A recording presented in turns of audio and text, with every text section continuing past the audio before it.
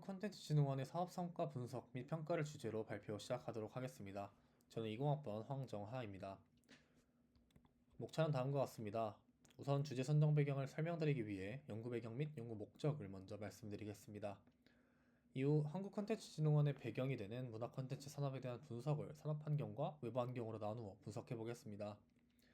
이후 로직 모델을 활용하여 한국콘텐츠진흥원이 어떤 자원으로 어떤 사업을 진행 중이며 그 결과가 끼치는 영향에 대해서 말씀드리도록 하겠습니다. 이 과정에서 나타난 문제점에 대한 제언을 마지막으로 발표 마무리하도록 하겠습니다. 먼저 연구 배경과 연구 목적입니다. 한국콘텐츠진흥원은 2009년 설립되어 콘텐츠에 관련한 대한민국 문화 콘텐츠 산업을 선도하는 공기업으로 콘텐츠 산업의 발전을 위해 다양한 인프라를 설립하고 공적인 사업들을 진행 중에 있습니다. 저는 대한민국의 콘텐츠 산업을 주도하는 공기업의 주요 사업과 성과를 평가하고 이를 통해 문화사업의 공공적, 경제적인 가치를 파악하기 위해 이러한 주제를 선정하였습니다.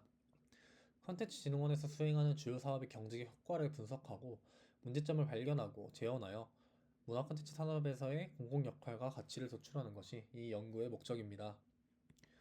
그렇다면 현재 문화 콘텐츠 산업이 어떠한 기로에 놓여 있는지에 대해 알아보도록 하겠습니다. 산업 규모는 다음과 같습니다. 문화 콘텐츠 산업의 규모는 2024년 2분기 기준 1분기보다 2.5% 증가한 37조 1265억 원입니다. 자동차 산업이 2024년 상반기 기준으로 35조, 반도체 산업이 약 40조, 조선 산업이 약 38조인 것으로 미루어 보았을 때 이는 문화 콘텐츠 산업이 국내 주요 제조업과 견줄 수 있을 정도의 규모로 성장했음을 시사합니다. 다음은 분야별 규모 및 비중입니다. 우리나라는 방송, 지식정보, 출판, 게임 등의 메이저 분야들이 전반적으로 전체 규모의 15% 안팎의 비중을 차지하고 있습니다. 고르게 분포하는 듯 보이지만 애니메이션, 만화, 캐릭터 등의 비주류 컨텐츠들의 비중이 합이 16%인 것으로 보아 비주류 컨텐츠들과의 차이는 다소 나는 것으로 보입니다. 다음은 매출액과 수출액 추이입니다. 대한민국 문화 콘텐츠 산업의 매출액은 2023년 상반기 기준으로 69조 3,009억 원입니다. 이는 2022년 기준 전년 동기 대비 2.5% 증가한 수준입니다. 수출액 또한 근소하게 증가한 모습을 볼 수 있습니다. 2023년 상반기 기준 53억 8,597만 달러로 전년 동기 기준 약 1.3% 증가하였습니다. 다음은 패스트 분석을 통해 외부 환경 분석을 진행해 보았습니다. 먼저 정치적 요인입니다. 정부의 콘텐츠 산업 지원 정책 강화, 저작권 보호, 그리고 관련 규제들의 완화와 정부의 신기술 지원 정책 발안 등이 있습니다. 먼저 정부의 콘텐츠 산업 지원 정책은 2024년 6월 정부가 발표한 제3차 콘텐츠 산업 진흥 기본 계획에 나타나 있습니다. 먼저 K 콘텐츠 복합문화단지를 조성하여 콘텐츠 생산, 유통, 소비 기능이 집결된 문화산업 공간을 조성하고자 하고 5조 원대의 정책 금융을 공급하기로 계획 중입니다.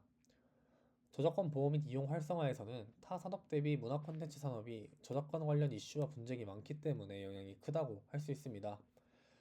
관련 규제 완화 및 신기술 지원 정책은 콘텐츠 제작비 세액 공제를 최대 30%까지 확대하고 투자자들에게 세제 혜택을 신설하는 등 제작사의 재정 부담을 경감해줄 수 있고 민간 투자를 촉진하는 요인이 됩니다.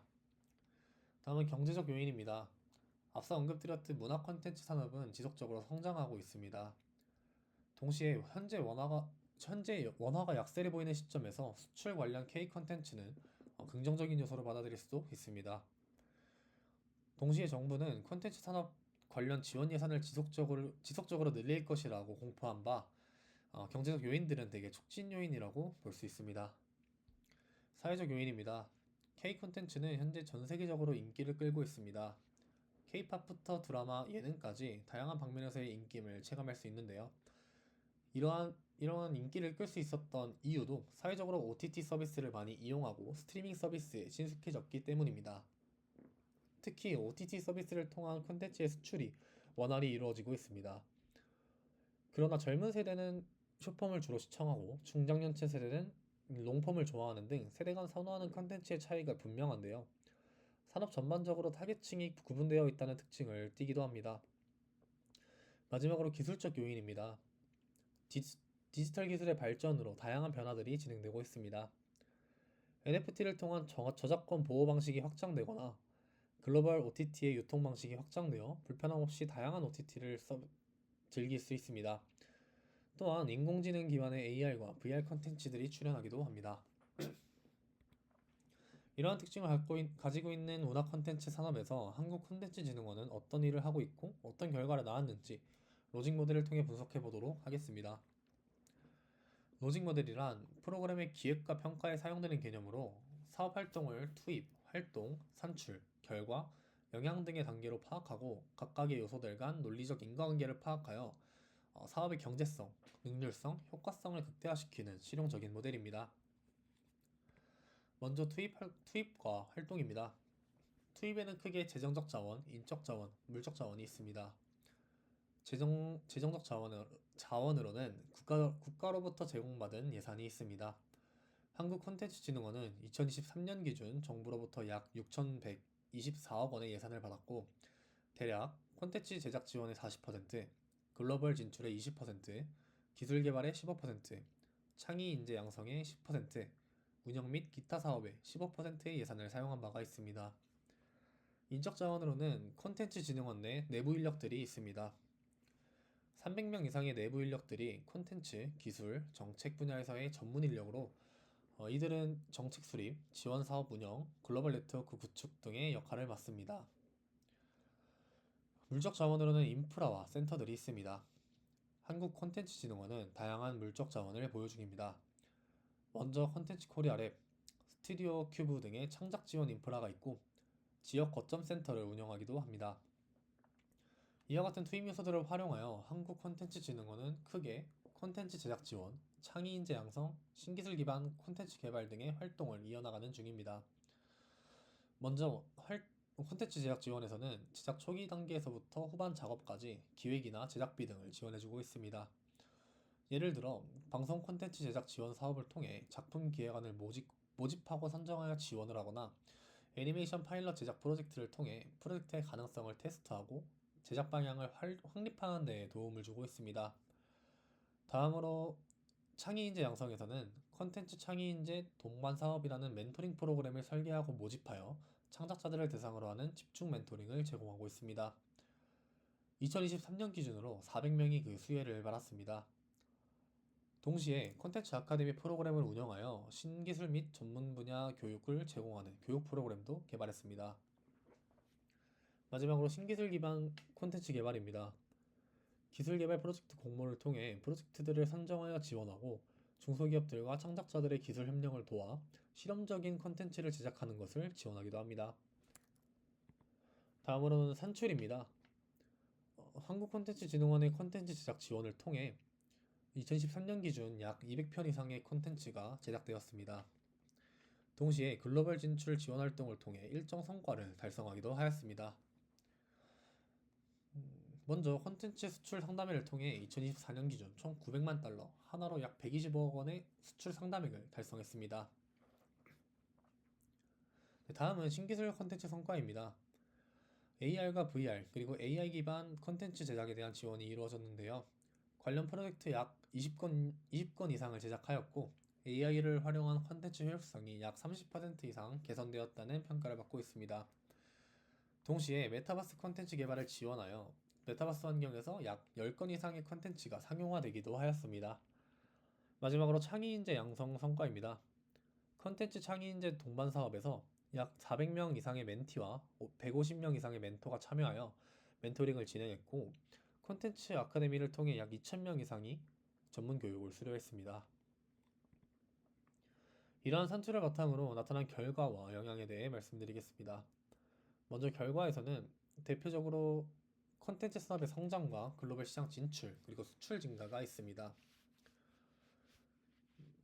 특히 글로벌 진출 성과에서는 전 페이지에서 말씀드렸듯 콘텐츠 수출 상담회를 통해 약 900만 달러 이상의 수출 상담액을 달성했고 나아가 약 50건 이상의 수출 계약을 성사하였습니다.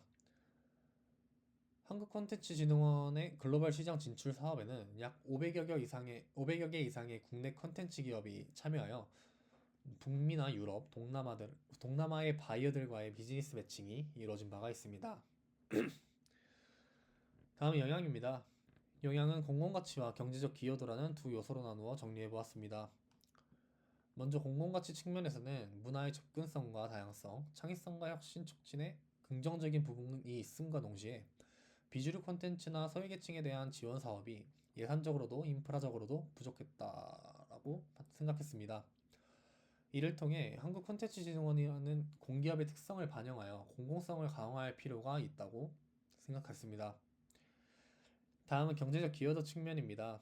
먼저 콘텐츠 수출 증대에서는 콘텐츠진흥원의 지원 사업으로 제작된 드라마나 게임 등이 글로벌 플랫폼에 성공적으로 진출할 수 있었습니다. 동시에 고용 창출 효과도 발생했는데요.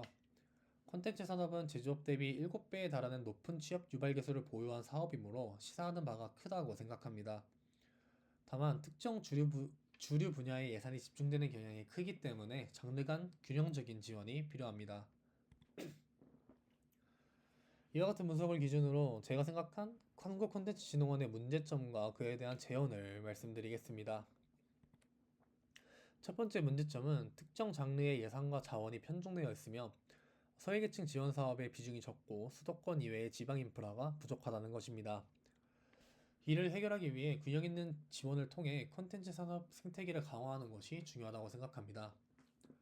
먼저 장르를 다각화하거나 합병하여 주류 콘텐츠에 지원되는 예산의 일정 비율을 비주류 장르에 할당하는 방안이 선제되어야 합니다.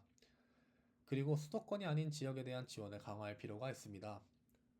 현재 컨텐츠 코리아 랩 등 수도권에 집중된 인프라를 전국적으로 확대하여 지역 창작자와 중소기업들의 접근성을 향상시키는 것이 중요합니다. 두 번째 문제점은 현재의 사업 성과가 주로 경제적인 성과에 치우쳐져 있고 공공가치와 문화적 기여를 체계적으로 평가할 방법이 미흡하다는 점입니다. 이를 해결하기 위해 우선적으로 공공성과 경제성을 통합적으로 평가하는 체제를 구축해야 한다고 생각합니다. 먼저 새로운 공공가치 평가 체계를 개발해야 합니다. 예를 들어 베리어 프리 컨텐츠 제작 수, 지역별 문화 접근 격차 감소율, 지역별 문화 접근 등의 지표들을 적극적으로 활용하여 사업 성과의 직접적인 반영이 이루어져야 합니다. 그리고 데이터 기반 정책을 강화하여 사업별 경제적 성과와 공공적 성과에 대한 데이터를 체계적으로 수집하고 분류하여 이후의 정책 수립과 의사결정에 반영해야 한다고 생각합니다. 참고 문헌을 밝히며 발표 마무리하도록 하겠습니다. 감사합니다.